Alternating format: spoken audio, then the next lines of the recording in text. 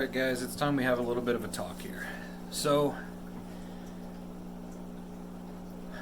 unfortunately, I have lost some fish. And it's not something I love talking about. I hate when I lose a pet. And I love my fish. I really care about them. And in the past couple weeks I've lost 3. And most of them are my fancy goldfish in the 125 out in the living room. I lost my biggest Oranda, Sushi.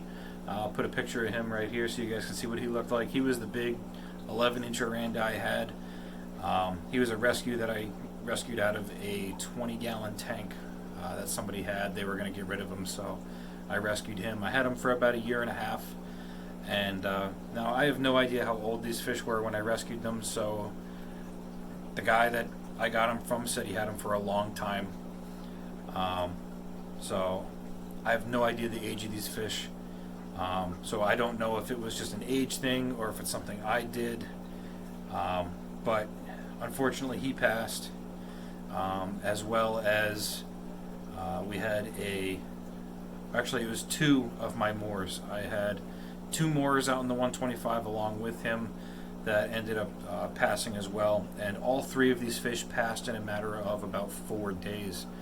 And the 2 Moors were my wife's fish. The one was Ben, and the other one was Ray. She's a Star Wars fan, so he had Ray and Ben Solo. So they both passed. So it was at that point that I realized that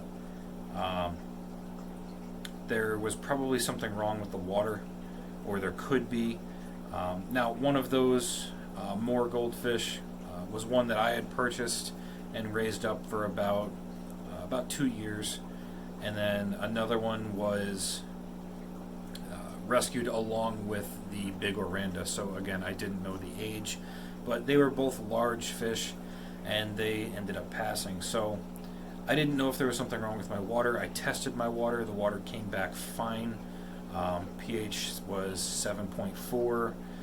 No ammonia, no nitrite, and nitrate was about 40, which is about usually where I keep it, maybe a little bit less. So it was about due for a water change, but nothing extreme. And these guys were dying, so I didn't know if some kind of contaminant had gotten into the tank, or if I don't know. So basically what I did a huge 100% water change, did maintenance on my filters and everything, and cleaned the tank up. And since then I haven't had any other sick fish, no more loss, but it is super unfortunate that that happened, and it's still very upsetting. So there's that. Now, the other thing that I wanted to talk about in this video was my red devil. So, as you can see behind me, this tank is empty. And if I can flip the camera around here, he is right there. Happy and healthy as can be, right, buddy? He's loving life up there. So, he is doing very well. He has not, knock on wood, not getting any illnesses, not gotten sick. He is perfectly happy and healthy. But unfortunately, I do have an empty tank, which, as soon as my wife found out that I have an empty tank, she came back in and she was like, well, what are you going to do with it? And I was like, I don't know. She's like, feels kind of empty having no red devil in there. So we went out to the store, and she got a red devil because she has grown attached to them too. So I have another red devil. And this fish that we are not sure of the gender yet, but we're calling her a she, my wife decided to name Soleil. So I believe it's French for little sun, if I recall correctly. So this new red devil's name is Soleil, and she is over in one of the 5.5 gallon quarantine tanks. If we spin around here, she is in this one. But as red devils are when they're young and they get moved into a new environment, or even when they're older. When I moved when I moved Sherbert here into the 75 gallon, he laid on his side behind that log there for probably 2 hours. And he just laid there. I put food in there, he'd come out, grab it, no problem, and go right back there and lay down. So he was being a big pansy about getting moved to the new tank. So she is over here hanging out in quarantine. She's getting some general cure right now to help remove any parasites because I want to keep my fish tanks clean with no parasites. So she's getting treated. So here she is. She's hiding behind that heater and filter. So I'm going to see if I can get her out of there so you guys can get a better look at her.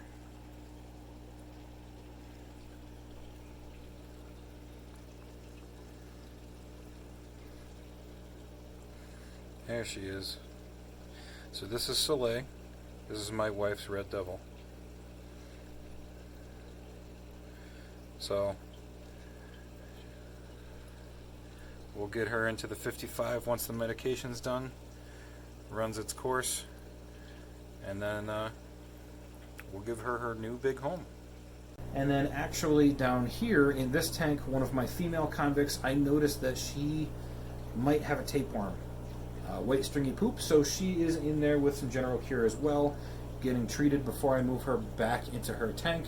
And also, thankfully, the whole quarantine period is ending, and the state that I live in, which is Pennsylvania, is beginning to reopen.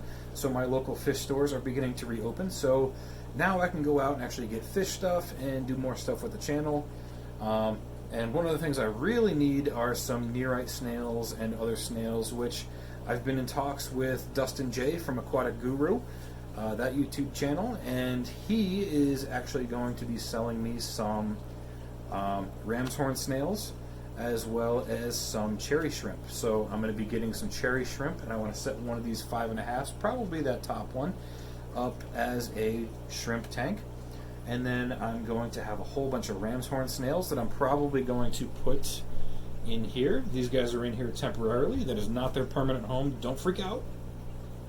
That's temporary. So that'll be some snails. We'll get some shrimp going up there in those tanks. So that'll be pretty fun.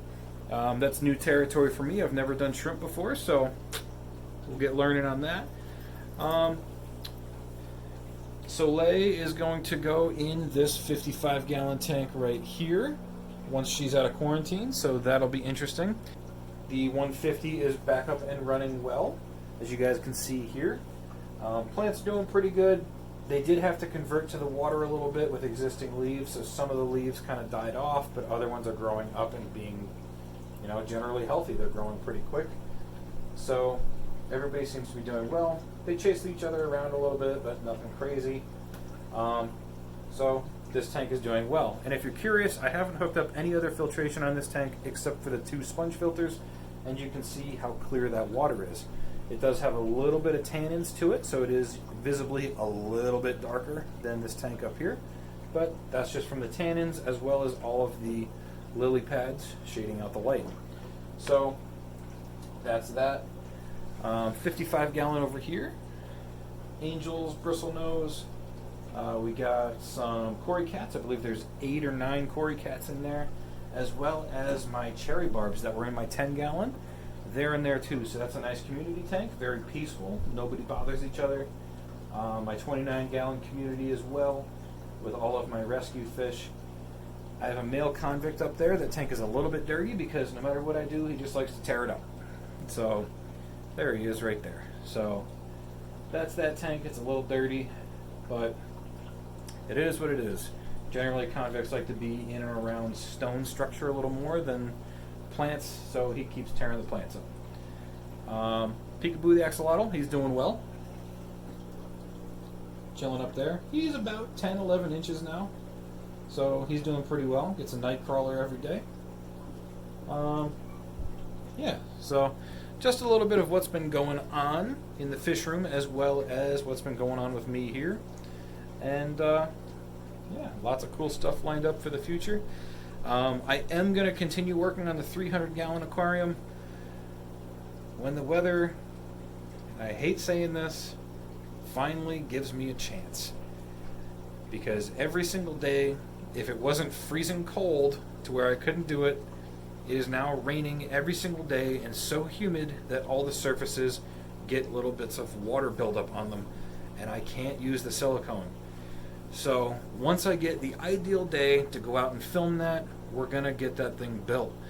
The other thing is I also need to get some help to get that base attached to the aquarium. So it's a work in progress. It's taken a little longer, well, a lot longer than I originally planned, but it's a work in progress. So those videos will be coming once we get around to it. So I don't really think there's a whole else lot going on. The betta tanks that I built, they got a little bit of algae, so we got to get some snails in there. Each of the tanks has one mystery snail in it, and I'm working on getting some neorites in there to try and diversify the algae consumption between those snails. I think the only other tank I didn't really talk about was my guppy tank. So we'll spin around this way. Guppy tank is doing very well. I know you guys can't see it, but lots of guppies in here. A lot of them are hiding down in this giant ball of Java moss. So, whoop, can't see it. Giant ball of Java moss. This ball is about 2 feet wide and getting to be about 8 to 10 inches thick. So it's very dense, lots and lots of babies hiding in there. And I don't really do a whole lot to it. Tank basically takes care of itself. I just add a little bit of equilibrium once I notice all of the mineral levels start diminishing. A little bit of equilibrium, some water changes, good to go. So not a whole lot of work getting done to that tank. And look at this cloud of convict cichlids. Look at all these guys. About 100 of them in there. So those guys are doing really good too. So all of my fish are doing amazing. Unfortunately, I did have some pass. Not sure if it was my fault or something got in the water or age, genetics. I have no idea. Did lose 3 fish, very upsetting, but I'm not going to let it get me too down, and we're going to keep rolling forward in the hobby. So that's basically a fish room update. I know I haven't done one of those in a while, so thank you guys for watching Trapfish Aquatics. Links as always in the description down below, and I will see you guys in the next video.